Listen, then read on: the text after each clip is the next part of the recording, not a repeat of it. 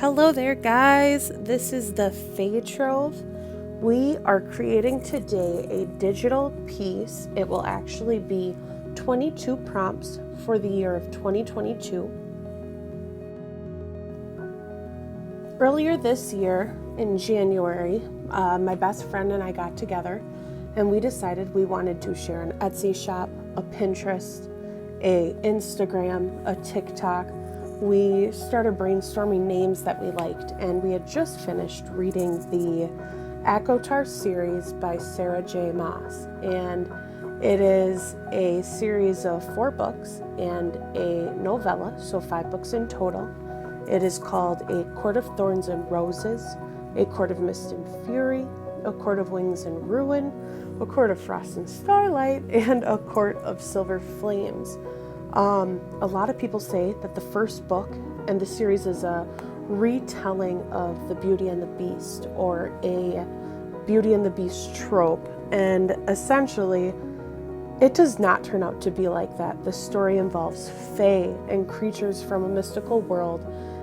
They start in this world called Prithian, and my best friend and I have a huge love for fae and all fantasy things alike.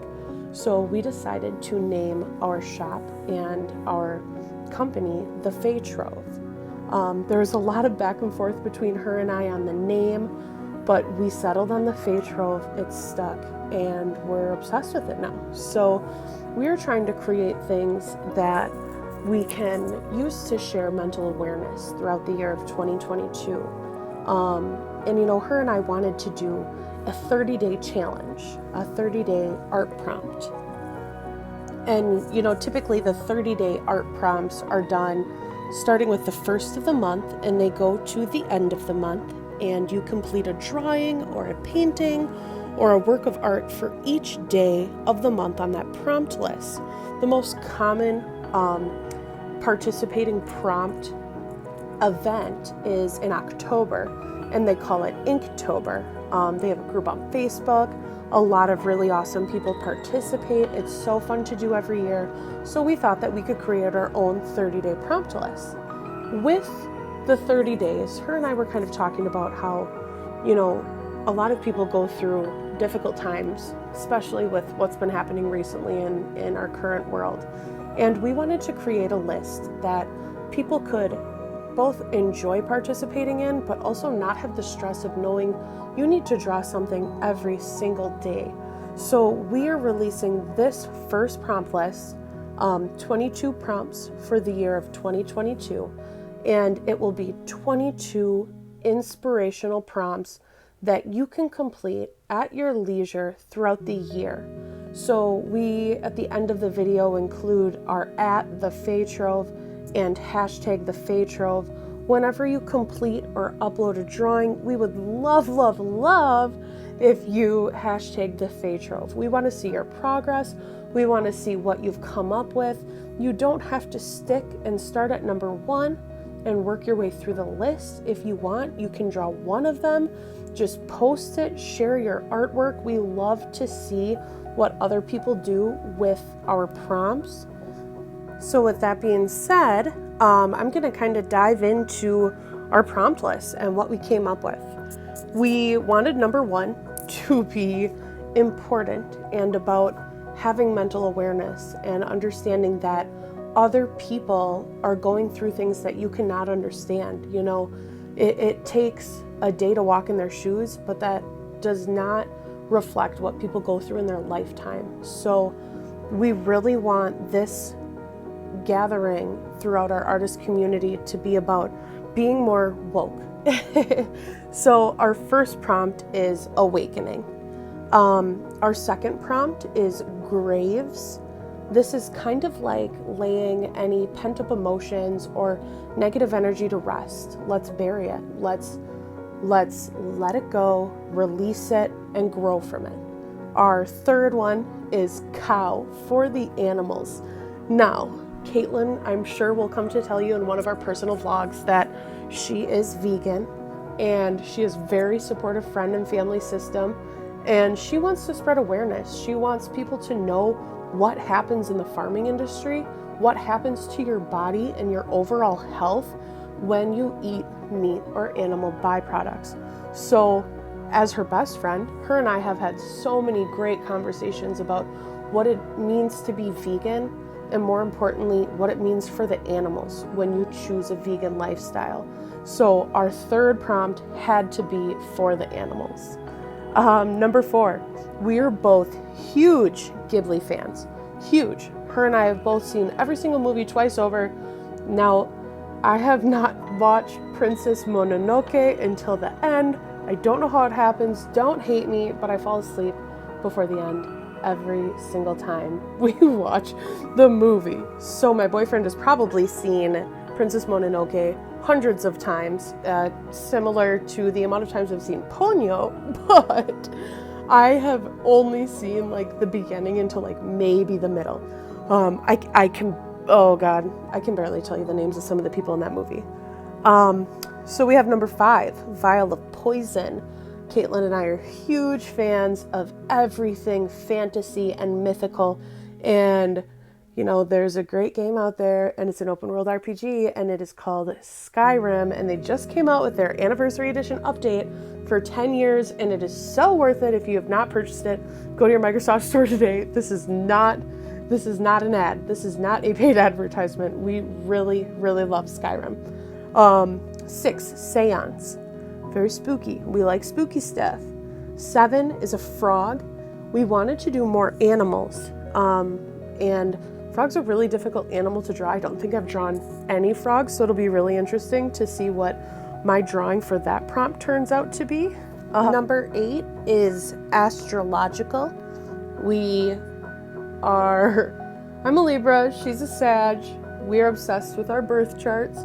She had me download this app. I'm totally missing the link. If I figure it out, I will post it in the bio, but it is just where the stars placements of the planets and moons are and how that affects your day-to-day life. So essentially like a horoscope. When bad things happen at work or in our lives, we typically blame it on the stars. Number 9, abandoned. Number 10, fortune telling. Caitlin kind of brought up how maybe with this fortune telling, when we go and do that drawing prompt, we might go to a local fortune teller and see what she has to say about our futures. Number 11, towering trees. Number 12, alchemy. Again, relating it back to our love for fantasy and all things mythical. You can see on the screen when I try to create in Procreate these square blocks, I have horrible history with being able to create perfect shapes, and I know that there's the shortcut out there to be able to create them. I've just never taken the time to learn. For the most part in Procreate, we're both very self-taught, based off of tips that we just bounce back and forth off of each other. I've watched a lot of YouTube videos. I had Skillshare, not a paid advertisement. Again, had Skillshare for quite a few months. It's definitely not a waste of money. It's worth your money. It's just the fact that you need the time to sit down and watch all these videos, and Caitlin and I both felt like watching off of YouTube might not have as constructive advice and tips, but it is free. So you'll see me while I'm drawing, I'll create these shapes and I'll go back with the eraser to kind of fix them up. The cool thing that, something I think that everyone should love about art is that art does not need to be perfect to be beautiful. And that is something that you'll see in almost all of Caitlin and I's artwork. We are putting art out there for it to be shared and it to be loved, not for it to be seen as the most perfect artwork that is released. So a lot of these first couple videos we make, they're going to be messy. Lines aren't going to be straight. We're going to make a lot of mistakes. Edits are going to get missed. And this is all a learning process for us. But the end focus is that we're so excited to start creating and putting our content out there because we believe we have really awesome stuff to share. We want to create a positive, sewn together community. We started a book club earlier this year called Grown-Ups Read YA 2. And it's about just, adults. Even there's some adults that aren't adults in there, some kids, I guess you could say. And it's just about all of us coming together as a community and reading books together and talking about them. We've kind of given the admins of the group majority of the say in when the book clubs happen, how it goes. Her and I both have been really busy with running the shop, posting on our Instagram, creating content for you guys. So if you want to join the group, just go into Facebook, search up Grown-Ups Read YA2, and a lot of the admins there are super, super great. We haven't had a single problem in our group. We're all obsessed. Let me rephrase this. Most of us are obsessed with the ACOTAR series, which is really what started this entire journey for us. We obtained a license earlier this year to create artwork for ACOTAR. So we are licensed by Sarah J. Maas to create artwork and sell it from our shop, which was a huge accomplishment. We obtained the license, I believe, at the beginning of February. And that is something that I am so proud of that her and I accomplished already in the beginning of 2022, which just really set the tone and the mood for the rest of the year. We have great things coming and we want all of you to be a part of it. So let's keep going into these prompts here. I think I ended off at alchemy. So 13, celestial. I am writing a book. There are no promises if any of you will ever read this book or if it will ever come out. I still need a couple of my friends to read the first couple chapters, but it is 100% fantasy romance. It's quite a bit smutty, which we all know are our favorite books. Our favorite novels are the smutty ones. So we'll see, if I ever end up sharing some of that with you guys. If you'd like to read a couple of my first chapters, feel free to comment. I'd love to send you the link. Let's go to 14, Dagger, from Blood and Ash by Jennifer L. Armentrout. Such a great book. Such a great book. War of Two Queens is coming out this month. I couldn't be more excited. Her series is very difficult to read, I would say. You have to have a higher reading level. And I suppose I've been reading YA for a while, so I didn't realize how high of a reading level you need to be able to get through a lot of these newer fantasy romance books, but all of them are so worth it. It's the end goal. The conclusion of these books, they're great. They leave your heart thumping. I mean, Jennifer L. Armentrout and Sarah J. Maas have created a special little spot in my heart for authors. Let's go to number 15, Cycle of Life. I put this one on here because we're creating this in March. Next month is April, when I'm assuming a lot of you are going to end up seeing the prompt list. And all I kept thinking of was caterpillars to cocoons to butterflies. So then 17, decay. With life, there is death. That was 16. 17, ancient statue. Beautiful drawing on Pinterest it was from, I think, Casey Goldben, and I'm sorry if I'm pronouncing her name wrong. It is this beautiful statue of these little cat figures. They almost look like Totoro, and they have water coming out of their mouth, and they're like water statues, and I thought they were really beautiful, and I wanted to create something similar. 18, a myth. Caitlin and I are going to be doing podcasts, videos. We're going to cover conspiracy theories. We're going to cover if Bigfoot's real and where he's been spotted. So a myth made number 18 on our list. Number 19, invasive species. I have been obsessed my entire life with fish tanks, everything animals.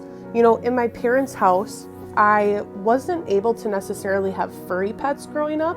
They created a lot of mess, and I wasn't necessarily the most responsible child, so we always opted for fish, and they made a huge impact on my life growing up because I was able to own my own ecosystem and maintain the water, and I loved watching guppies breed and have babies. I still do that to this day, and there's a plant in the freshwater fish hobby, and it is called duckweed.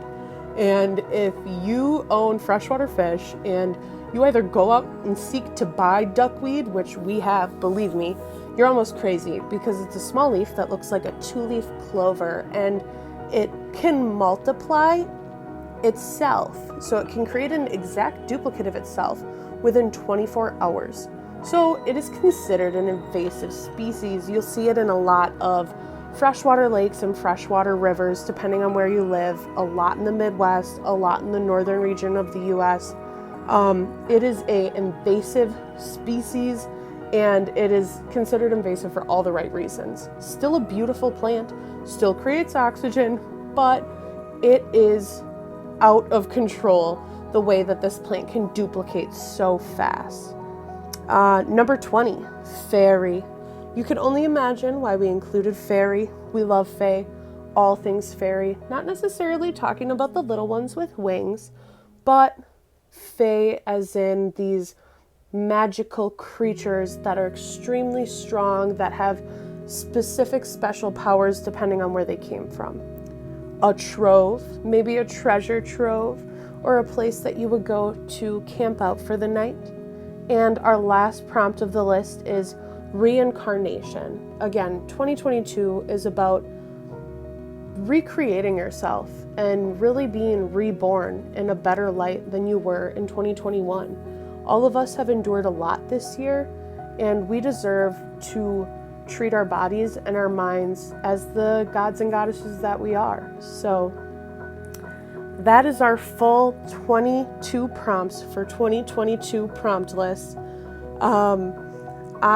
You can see here I've been kind of messing around with the watercolor brushes that I have. And I am not the best at art or drawing or painting by any means. So you'll constantly see me when I'm doing these digital drawings or digital works, messing with the colors, the hue, the saturation. I mess with the shapes a lot. I mess with the opacity a lot. And I would love to post a video about how I use Procreate, because I use it in a very simplistic way. I, most of the time, don't have a plan when I go into things like this. I start it out, I see what it looks like, I edit. You saw me previously create a duplicate. Once I'm done with my work of art, I always create duplicates. I create duplicate layers. I create duplicates of the final just in case I don't, there's been times when you go into Procreate and when you're exiting, you'll accidentally just swipe the screen just lightly with your pinky finger, and there's like a permanent line drawn on one of your finals, and because you exited the project, you can't undo it anymore because you exited the app, you exited the project. So you have to go through and sometimes color over it or try to get rid of this line over your piece, and that happened to me one too many times. So now I always create duplicates of everything. You'll also see me copy and paste a lot of the symbols to try them out in a different perspective. I will flip the stars when I'm done with them and copy and paste them to create more. The really cool thing that Procreate has done for me in my career has been giving me the tools that I need to create or recreate even just one object like this star. I'm copying, I'm pasting it, I'm changing it by orientation, whether it's horizontally or vertically. I'm duplicating them and combining layers to create a cluster or a bundle of stars. This has helped me in almost every single one of my digital illustrations, because it's so hard as an artist to draw a flower and for it to look so great and to be so proud of that flower, and you go to redraw it again, or even a fourth or fifth time after that, but it will never look the same as that initial flower you drew. Something a lot of artists really have to work through is recreating a human face or a flower or a star for it to look similar. I have so much respect for people that draw comic panels and these people that work on these big graphic projects when it comes to anime and the cartoons that we watch that are featured on Netflix and Hulu, because they have to redraw these things quite a few times, and that is just something I currently lack the skill of. It is something I hope to pick up in the near future. Again, with this prompt list, we really want it to be at your leisure, but I'm also going to use this to kind of work on my art skills a little bit and hopefully improve over the year of 2022. And I hope all of you watching and listening will take this little leap and this jump with us. and really dive with us into immersing ourselves into art this entire year, because art can be a great way to de-stress. It can be an awesome way to connect or reconnect within a community. There is nothing that limits you. You really just need a piece of paper, even if it's a receipt paper, a pencil or a pen, and you can easily participate in this prompt list. So I would like to take the time to thank every one of you for sticking through to the end of the video. Please subscribe to our channel, hit the like button, leave a comment below, go follow our @TheFaeTrove on any of our handles. You can find us on TikTok, Pinterest, Instagram, and Facebook, Twitter as well. If you decide to partake in the prompts, please post your artwork and hashtag an @TheFaeTrove. We would love to see what you do with our ideas. Continue to spread love and joy throughout the world. Thank you for watching. Have a great day, guys.